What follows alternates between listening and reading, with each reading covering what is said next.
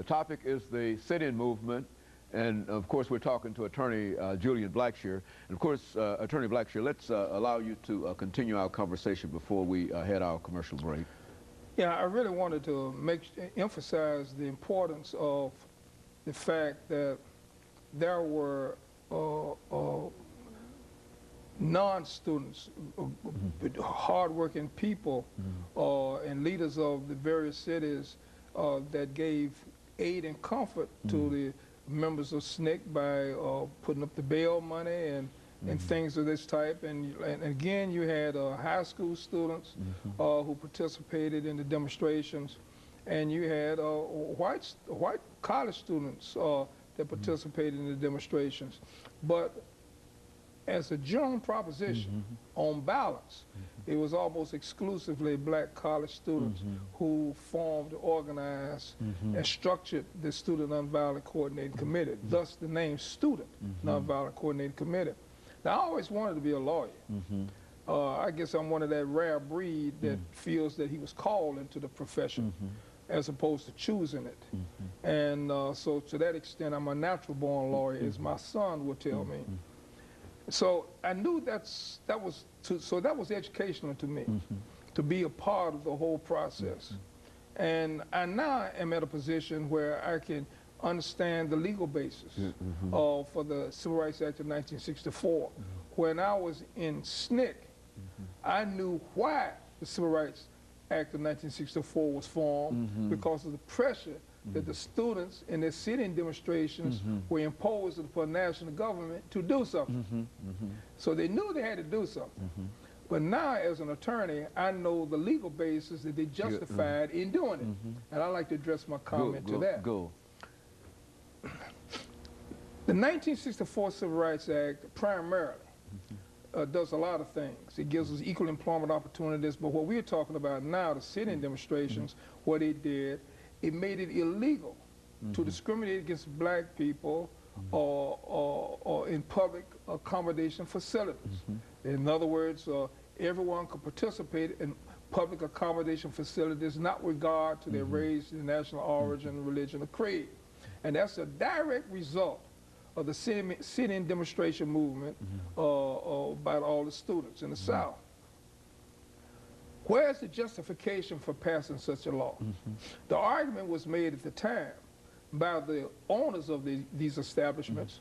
This is a free democratic country. No government can tell me who I can and cannot admit to my own establishment because it's mine. That sounds okay. But looking at Article 1, Section 8 of the Constitution, it says that Congress shall regulate commerce. And that is saying that Congress can regulate the physical movement of goods. In a union case in 1936 that had nothing to do with the Civil Rights Act, in the case of NLRB versus Jones and Laughlin, that clause was interpreted to mean not only can Congress regulate commerce, but Congress can regulate any activity that directly and materially affects the physical movement of goods, including racial activity. If closing down the Heart of Atlanta Hotel because of the sit-in demonstration adversely affects every pen, every toothpick, every roll of toilet paper manufactured in some other state that would have come through commerce to Atlanta, that hotel, if it had not been for the sit-in movement that stopped the hotel from receiving it.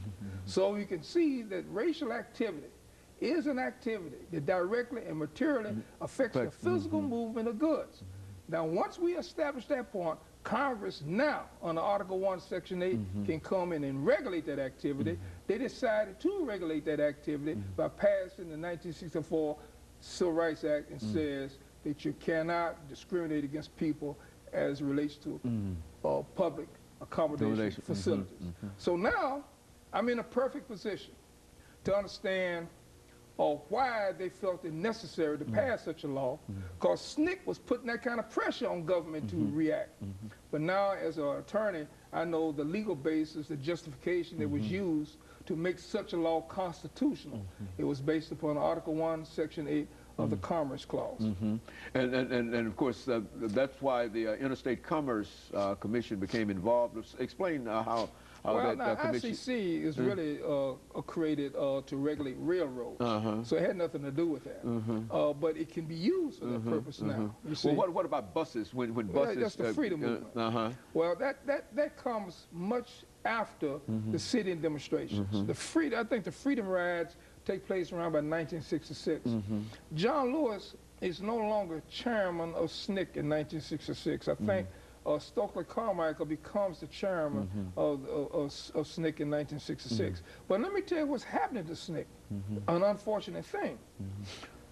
The purposes for which SNCC was organized no longer exist because government has passed the law to achieve the very objectives that justify the organization of SNCC. So SNCC now is searching for its identity. And it's going to all kinds of different avenues to try to find some other justification to continue to exist. You see? And the activity wasn't there. So finally, we have somebody who comes upon the scene named Rap Brown. And his people, they come up with this radical, in my judgment, outrageous ideas. And SNCC had lost his identity, and so Rap Brown just transformed SNCC into an organization that was no longer recognizable by the college students and so forth that helped found it. Bond was no longer a member of it. Stokely Carmichael was no longer a member of it. And John Lewis and so forth. Rap Brown had his people to take the word nonviolent out of the actual name. So now it's known as Student Coordinating Committee. That indicated to the whole world that they accepted violence as a technique toward what goal, nobody knows. But it was at that time, I was in the military, I was in Vietnam, I believe, in 1966, I was coming out of Vietnam. So I kind of missed that side of the revolution anyway. But Stokely Carmichael, when he was the chairman of SNCC, he's the one that coined the phrase Black Power. And that scared all of the segregationists. Now, it didn't scare white America. It scared the white segregationists, you see, because deep down inside, they had this guilt complex about black people anyway because of the mistreatment that they imposed upon them. They always worried about payback. They were always worried about if you give these black people too much freedom, they're going to pay us back. And we never worry about that anyway. I'm not angry. I have no anger. And you see, John Lewis is a congressman right now. And Julian Bond, who is the son of an educator, Horace Bond, who was the president, first black president of Lincoln University private college in Chester County, Pennsylvania.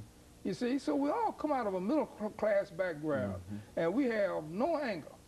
All we wanted to do was demand that we have the opportunity to participate in the bountiful goodness of life that this nation has afforded to everyone. The last 2 minutes, what would you say to young people today about continuing this legacy of trying to have justice done for African Americans, whether, you know, sit in or whatever? I mean, first, you got to identify what is the injustice.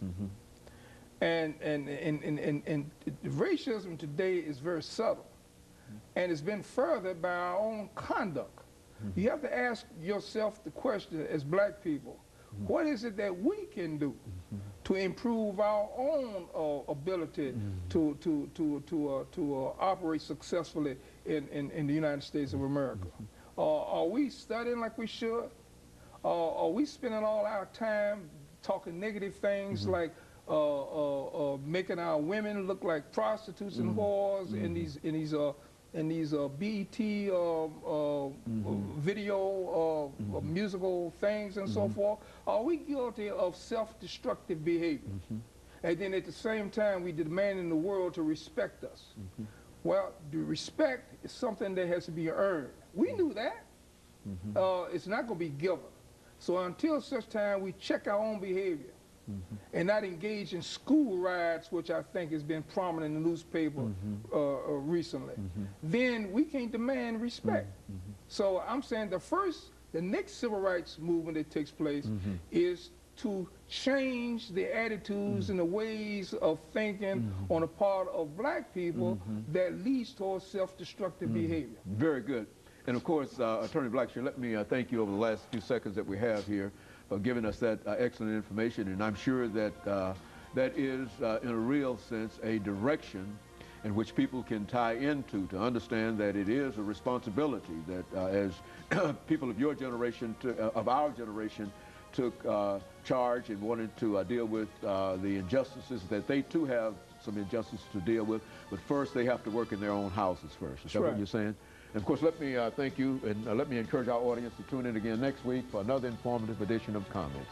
Thank you, and good morning.